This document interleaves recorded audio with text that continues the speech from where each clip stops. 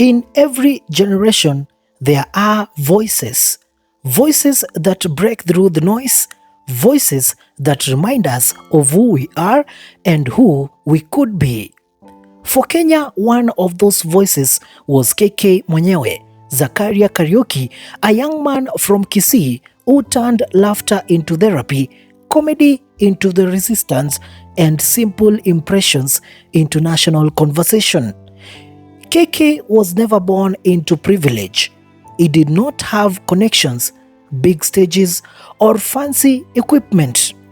He had himself, his phone, his raw talent, and an uncanny ability to mimic one of the most powerful figures in Kenya's political arena, former Deputy President Rigathi Gachagua.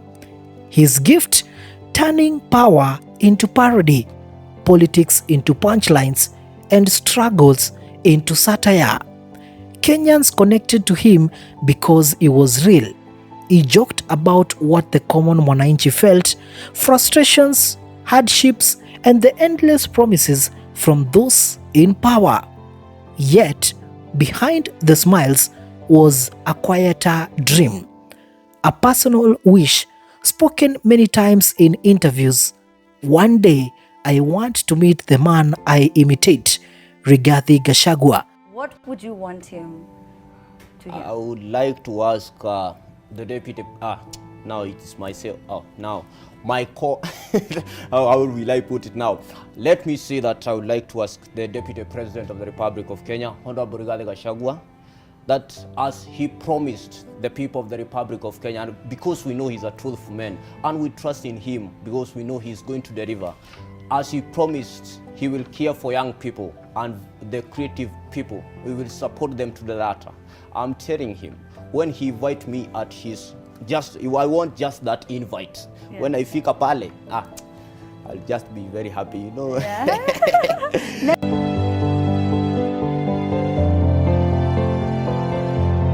Maybe just shake his hand. That meeting, however, never happened. Today, after his death, that handshake has been replaced by a social media condolence. Rigathi Gachagua wrote on X, and I quote, "I have this morning woken up to the sad demise of Mr. Zakaria Karaoke, alias Mr. KK Moniewe, a content creator par excellence and inspiration to many. Mr. KK, a young, consistent, and resilient young man, used comedy to communicate simple and creative messages to all Kenyans and spoke to our hearts. I sent my deepest sympathies to his family and his friends at this difficult moment. I especially condole the creative industry on the loss of a champion whose creative eye lives with us for days to come. May his soul rest in eternal peace, and God grant his family peace." End of quote. But the comment section did not smile with Rigathi Gachagua. It roared. Kenyans reminded Gachagua of the silence when KK was alive.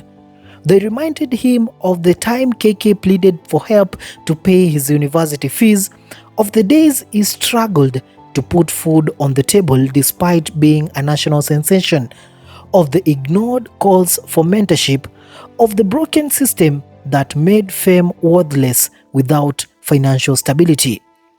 And there's a painful irony.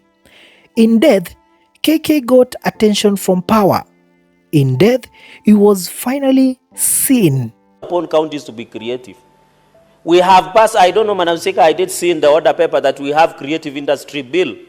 Creatives, I think there was a bill concerning creatives, the young people to monetize their social media. Even as I did this, Madam Speaker, I want to, in your indulgence, pass my deepest condolences because we have lost one of the comedians called KK Mwenyewe yesterday or today morning.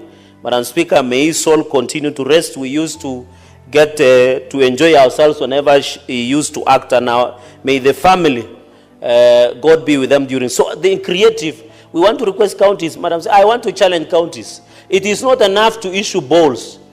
It is not footballs or volleyballs, Madam Speaker.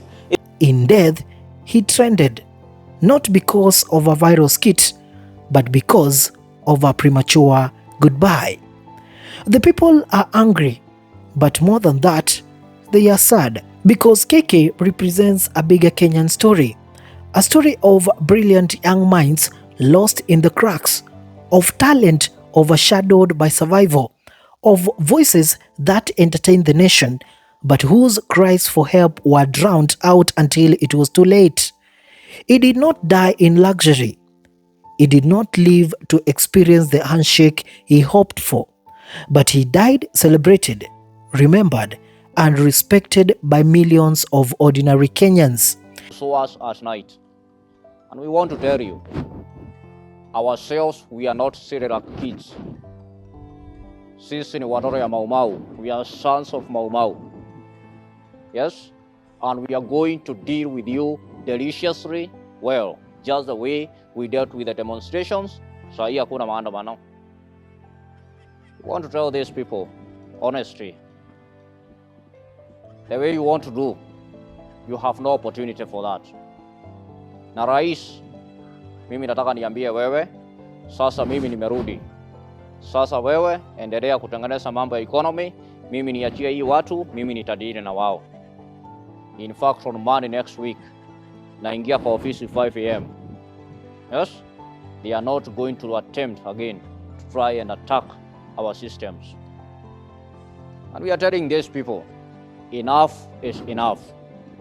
In villages and cities, people are sharing their favorite skits, laughing through tears, realizing how much KK gave, how much he carried the burden of comedy, and how much he made the country smile even when his own life was heavy.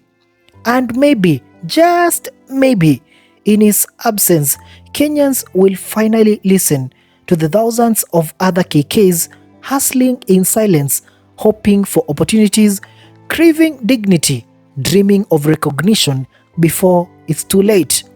KK Mwenyewe, your life was brief, but your impact eternal. You made us laugh, you made us think, and you have left the country asking, how did we treat our gifted youth while they are still alive? Rest well, Zakaria Karaoke, the young man who made Kenya laugh but never got to shake the hand of the powerful. Thank you so much for watching. I'm happy to see you. I'm very happy. I'm very happy. And we want to tell those people who are trying to sabotage our economy, nimerudi. Sawa sawa? Si namna hiyo? Yes. Thank you very much. Asanteni sana.